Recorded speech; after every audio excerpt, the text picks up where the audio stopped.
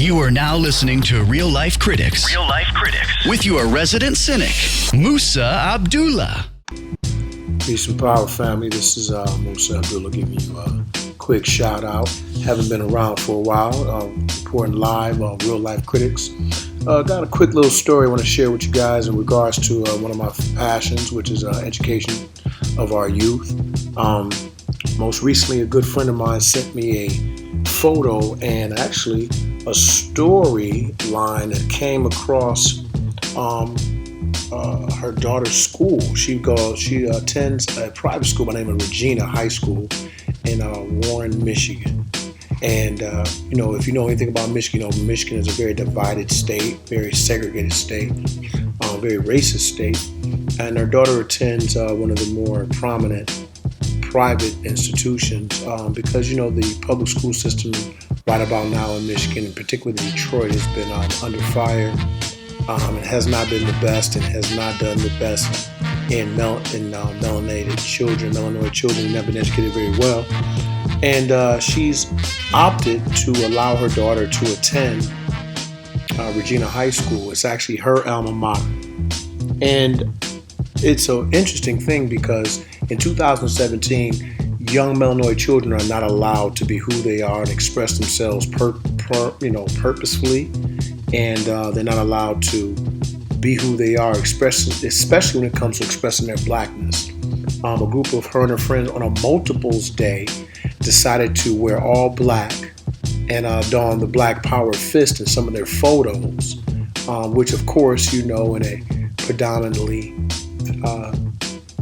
European environment or people in the dominant society, they find that self-love means hatred of them, and they automatically and instinctively went on code and decided to put a kibosh on it. Immediately, they sent out an email to all the parents stating, Regina's high school purpose is to foster an environment that promotes academic learning, spiritual development, and personal growth based on teachings of Jesus Christ. And it goes on to talk about the mission of the school. But then it says, unfortunately, faculty members noticed a number of students who were not adhering to the themes that had been put in place. Now, what I mean by the themes is, of a spirit week, a week of cohesion with students and staff. While discussing how to monitor attire, it came to light that parents, students, and faculty were reporting concerns about how some students were planning to interpret Thursday's theme of honoring America. It became clear that America Day was turning into a source of division and dissension rather than its intended purpose of lauding our great nation.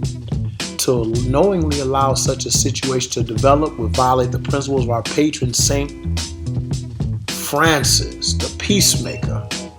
Rather than contributing to a climate focused on what separates us, we instead chose to promote something that we can all agree upon, the value of higher education and the expectation that Regina students are preparing for successful college careers. The final determination was made to ensure a safe and productive learning environment for all students and staff. We hope that this has clarified the rationale behind the school's decision. And as always, we appreciate your support of Regina's High School strives to fulfill its mission of nurturing and upholding Christian virtue and academic excellence. Now, I'm trying to understand, what is more American than resistance? The Black Panther Party was a party of self-defense and resistance to police brutality in California.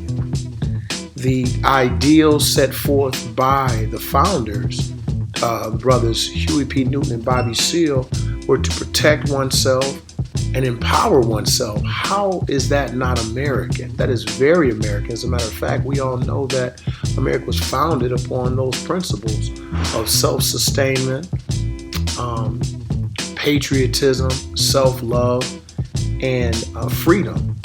Now, I guess that we need to focus on the fact that freedom was not intended for the melanoid individuals who were here, the slaves of those men who were fighting for their freedom. But nonetheless, in 2017, if you're going to have an America Day, why not talk about all facets of America? Why must we only speak about what interests you or what you consider to be freedom or what you consider to be American? Well, we know the answer.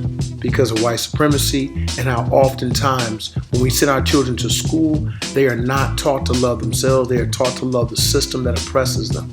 And when they fight back and they push back on that system of oppression, they are labeled rabble-rousers, they're outcasted, and they're mocked. In this particular case, these young ladies were told that their style and choice of dress was divisive and it was not be accepted. So they changed the day to a college apparel day so as to prevent this from ever happening again. I'm a firm proponent of educating our own children. Once again, I'll say this to you. If your child happens to be in a predominantly white institution, particularly elementary, you need to remove them immediately and find an institution that has teachers and educators and staff members in the majority that look like your child. They have a greater tendency to treat them like family and have their best interest at heart. It is a sad fact that most teachers in a dominant society are there just to do the work and get a check, and their prejudices, their bigotry will shine forth in their lessons, be it nonverbal or verbal. I have worked in education for a number of years, 16 to be exact, and this has been an undying reality. I've yet to see someone prove me wrong on a collective scale. So, once again, remember, if you have your child in an all-white institution in hopes of them getting a better education, proximity to whiteness does not mean proximity to greatness, nor does it mean proximity to a greater education.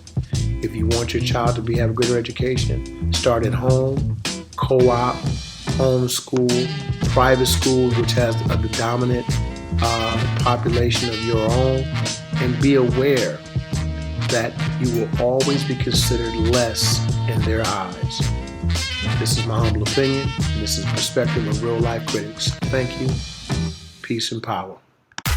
Questions, comments, suggestions, email us at reallifecritics@gmail.com or Twitter @reallifecritics. We're critical, but we listen.